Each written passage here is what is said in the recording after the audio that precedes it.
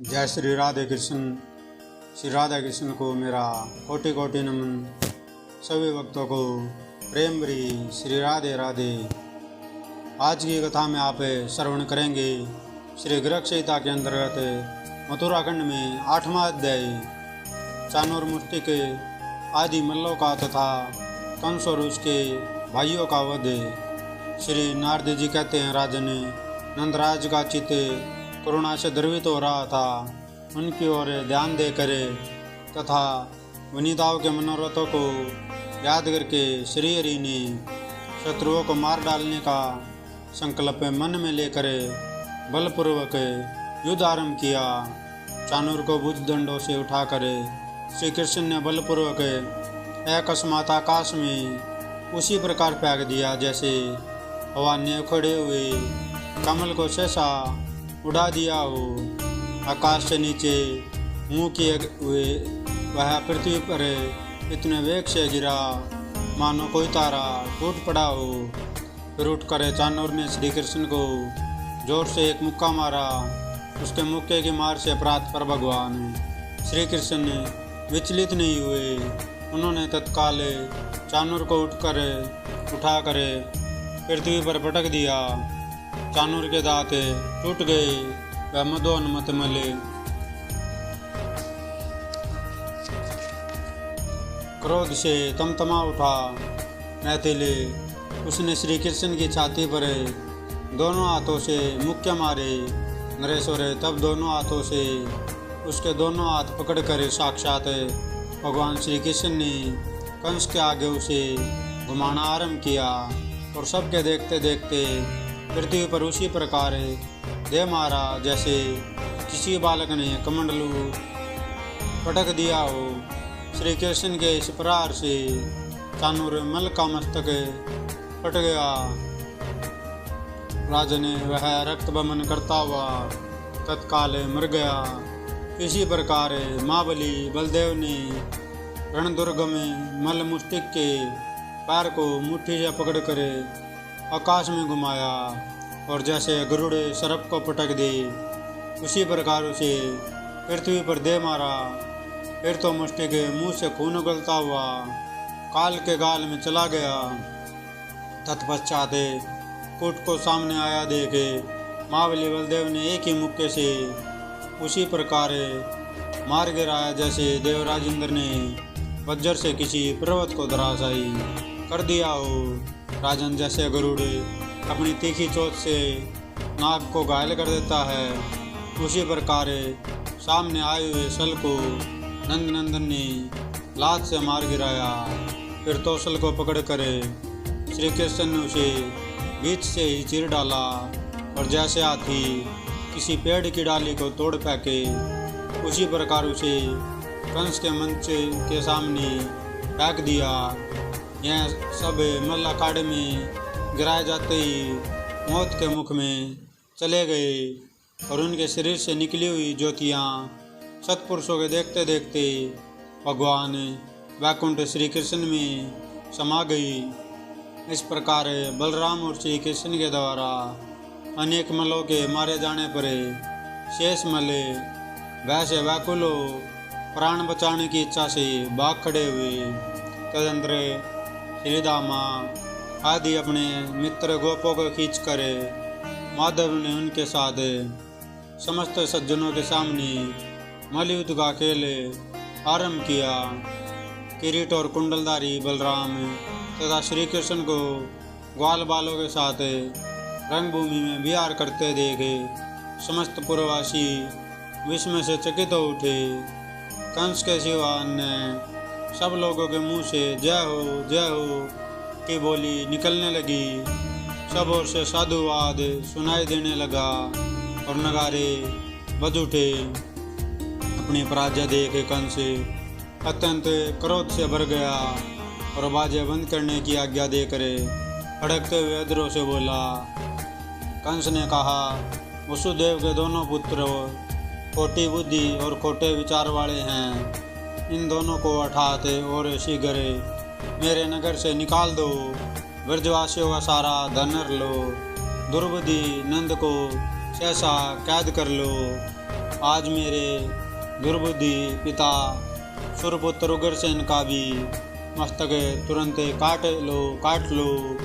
पृथ्वी पर जहाँ कहीं भी और यहाँ भी जो जो वृष्णिवंशी यादव मिल जाए उन सबको देवताओं के अंश से उत्पन्न समझ कर मार डालो। नारद जी कहते हैं, जब कंस इस प्रकार बढ़ कर बातें बना रहा था उस समय यदुनंदन श्री कृष्ण ने सहसा क्रोध से भर गए और उछल कर उसके मंच के ऊपर चढ़ गए। अपनी मूर्ति माने मृत्यु को आता देख कंस तुरंत उठकर खड़ा हो गया और उसे मदमते नरेश ने श्री कृष्ण को डांट बताते हुए ढाल तलवार हाथ में ले ली। श्री कृष्ण ने ढाल तलवार लिए हुए कंस को सहसा दोनों हाथों से उसी प्रकार पकड़ लिया जैसे पक्षी राजगरुड़ ने अपनी चोंच के दो भागों द्वारा किसी विषधर सर्प को दबा लिया हो। कंस के हाथ से तलवार छूट कर गिर गई, ढाल भी दूर जा पड़ी। वह बलवान वीर बाल लगा करे श्री कृष्ण की भुजाओं के बंधन से उसी प्रकार निकल गया जैसे कुंडरी नाग गरुड़ की चोंच से छूटे निकला हो।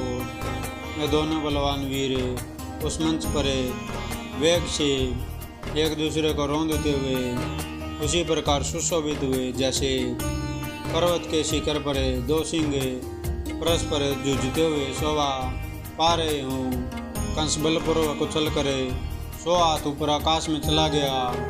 फिर श्री कृष्ण ने भी उछल कर उसे इस प्रकार पकड़ लिया मानो एक बाज पक्षी ने दूसरे बाज पक्षी को आकाश में धर दबोचा हो। उस पर चंडे दैत्य पुंगव कंस को भुज दंडों से पकड़ कर तीनों लोकों का बल धारण करने वाले भगवान श्री कृष्ण ने चारों ओर घुमाना आरंभ किया। फिर रोष से भरकर उन्होंने कंस को आकाश से उस मंच पर ही दे मारा। मंच के स्तंभ दंड उसी प्रकार टूट गए जैसे बिजली गिरने से वृक्ष टूट जाता है। आकाश के नीचे गिरने पर भी वज्रतुल्य अंगों वाला कंस मन ही मन किंचित व्याकुल होकर सा उठ गया और महात्मा श्री कृष्ण के साथ युद्ध करने लगा। भगवान गोविंद ने पुनः उसे बहुदंडों द्वारा उठाकर मंच पर फेंक दिया और उसकी छाती पर चढ़कर माधव ने उसका मुकुट उतार लिया। फिर तुरंत उसके केस पकड़कर स्वयं श्री हरि ने उसे मंच से रंगभूमि में उसी प्रकार पटक दिया जैसे किसी ने शैल शिखर से किसी भारी शिलाखंड को नीचे गिरा दिया हो। फिर सबके आधारभूत अनंत पराक्रमी आदि अंतरहित सनातन भगवान श्री कृष्ण ने स्वयं भी उसके ऊपर वेग से कूद पड़े। राजन इस प्रकार दोनों के गिरने से वहाँ का भूमंडल सहसा थाली की भांति गहरा हो गया और 2 घड़ी तक धरती कांपती रही। नरेश्वर श्री कृष्ण ने उसे मरे हुए भोजराज के शव को सबके देखते देखते वहाँ की भूमि पर उसी प्रकार घसीटा जैसे सिंह ने मरे हुए गजराज को खींचा हो। नरेश्वर उस समय उधर उधर दौड़ते हुए भूपालों का हाहाकार सुनाई देने लगा।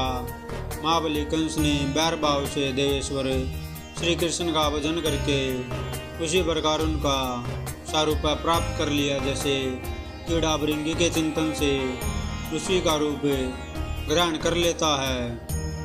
कंस को धराशायी हुआ देख उसके 8 महाबली भाई सूत, सृष्टि, न्यायग्रोध, तुष्टिमान, राष्ट्रीय पालक, सुनामा, कंक और शंक क्रोध से ओष्ठ पड़पड़ाते हुए ढाल और तलवार ले युद्ध करने के लिए श्री कृष्ण पर टूट पड़े। उन्हें आते देखे रोहिणी नंदन बलराम ने मुद्गर हाथ में लेकर उसी प्रकार उनके निकट हुंकार किया जैसे सिंह मृगों को देखकर दौड़ता है। मिथिलेश्वर उस हुंकार से ही इन पर इतना भय छा गया कि उनके हाथों से शस्त्र उसी प्रकार गिर पड़े जैसे डंडा मारने से आम के पड़े गिरते हैं। निशस्त्र होने पर भी उन महावीरों ने बलराम को चारों ओर से मुक्कों द्वारा मारना आरंभ किया। ठीक उसी तरह जैसे हाथी किसी पर्वत को अपनी सूंड से इधर उधर पीटते हैं, बलराम जी ने सृष्टि और सुनामा को मुदगर से मार डाला, न्यागरोध को भुजाओं के वेग से धराशायी कर दिया और कंक को बाएं हाथ से मार गिराया। माधव ने शंख को सुहत और पुष्टिमान को बाएं पैर से कुचल दिया तथा राष्ट्रपाल को दाहिने पैर के आघात से काल के गाल में भेज दिया। इस प्रकार आंधी के उखाड़े हुए वृक्षों की भांति हुए 8 वीर सहसा धराशायी हो गए। विदयराज उन सब की ज्योति भगवान में लीन हो गई। देवताओं की धुंधुबिया बजने लगी। उस समय चारों ओर जय जयकार होने लगी। देवता लोग उसी क्षण नंदन वन के फूलों की वर्षा करने लगे।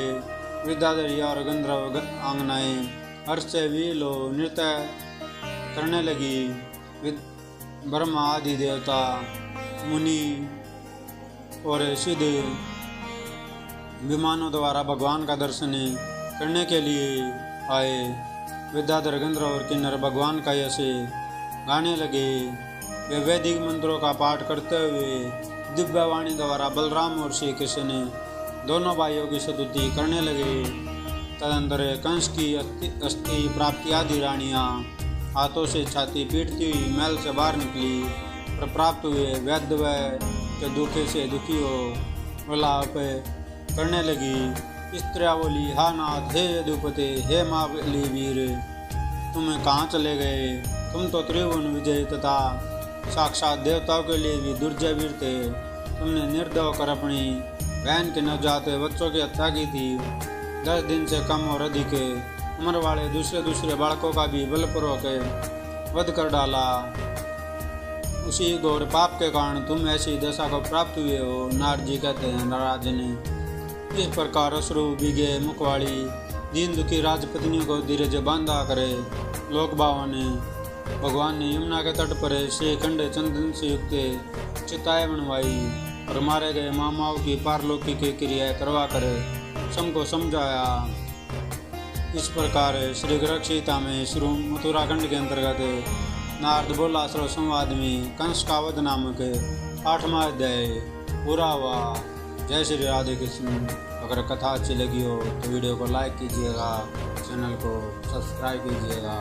जय जय श्री राधे।